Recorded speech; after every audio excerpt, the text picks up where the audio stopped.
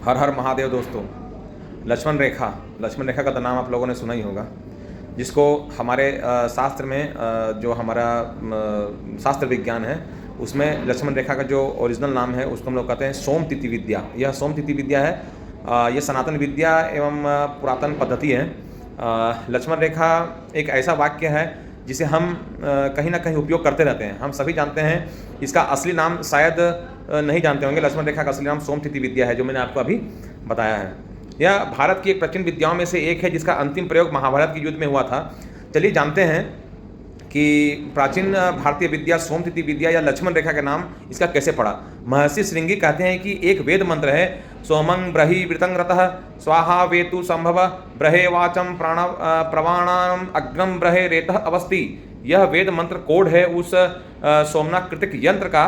पृथ्वी और बृहस्पति के मध्य कहीं अंतरिक्ष में यह केंद्र है जहां यंत्र को स्थित किया जाता है। यह यंत्र जल, वायु और अग्नि के परमाणुओं को अपने अंदर सोखता है, और कोड को अगर हम उल्टा कर देने पर यह खास प्रकार से अग्नि को विद्युत परमाणुओं के साथ वापस बाहर की ओर धकेलता है।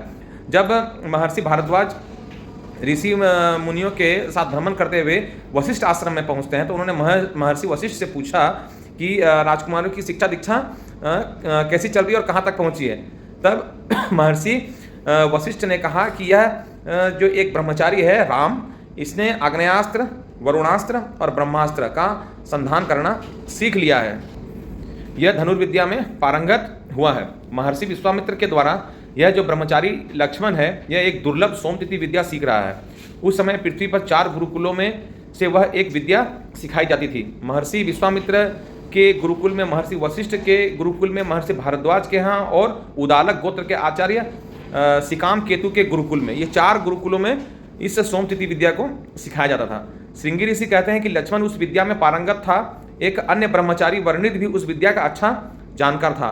सोमं ब्रही वृतं रतः स्वाहा वेतु संभव ब्रहे वाचम प्रमाणम अग्नम ब्रहे रेतः अवस्थि। इस मंत्र को सिद्ध करने से उस सोमनाकृतिक यंत्र में, जिसने अग्नि के, वायु के, जल के परमाणु सोख लिए और उस परमाणुओं में फोरमैन आकाशीय विद्युत मिलाकर उसका पात बनाया जाता है, फिर उस यंत्र को एक्टिवेट करें और उसकी मदद से एक लेजर बीम जैसी किरण उस रेखा से पृथ्वी की ओर गोलाकार खींच दें।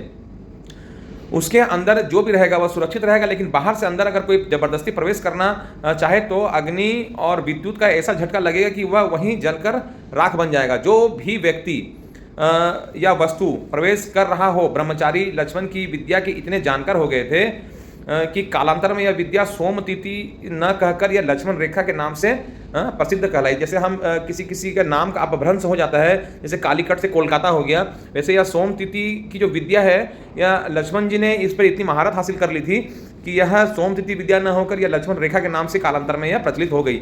महर्षि दधीची, महर्षि सांडिल्य भी इस विद्या को जानते थे। श्रृंगी ऋषि कहते हैं कि योगेश्वर भगवान श्री कृष्ण इस विद्या को जानने वाले अंतिम थे। उन्होंने कुरुक्षेत्र के धर्म युद्ध में मैदान के चारों तरफ रेखा खींच दी थी, ताकि युद्ध में जितने भी भयंकर अस्त्र शस्त्र चले, उनकी अग्नि, उनका ताप युद्ध क्षेत्र से बाहर जाकर दूसरे प्राणियों को संतप्त ना करें। हमारी जो प्राचीन युद्ध प्रणाली थी कितनी विकसित थी, इसी से हम अंदाजा लगाया जा सकता है। मुगलों द्वारा करोड़ों ग्रंथ जलाए जाने पर और अंग्रेजों द्वारा महत्वपूर्ण ग्रंथ को लूट कर ले जाने के कारण कितनी ही अद्भुत विद्याएं जो हमारे यशस्वी पूर्वजों ने खोजी थी, वे सब लुप्त प्राय हो गई हैं। जो बचा है उसे संभालने में प्रखर बुद्धि के युवाओं को जुट जाना चाहिए। परमेश्वर हम सबको इसकी सद्बुद्धि दे। तो हमारा जो सनातन विज्ञान है, हमारा सनातन धर्म है, कितना विज्ञान से भी ऊपर था। ये पराविज्ञान है। अभी हम जिस विज्ञान में जी रहे हैं, यह तो बहुत ही छोटी अवस्था है, यह बाल अवस्था है विज्ञान की हमारे ऋषि मुनियों के हिसाब से। बाकी जैसा हो, मैंने आपको जो जानकारी दी, आप लोगों को कैसा लगा बताइएगा। और सनातन धर्म की जय हो, अधर्म का नाश हो, धर्म की जय हो। हर हर महादेव।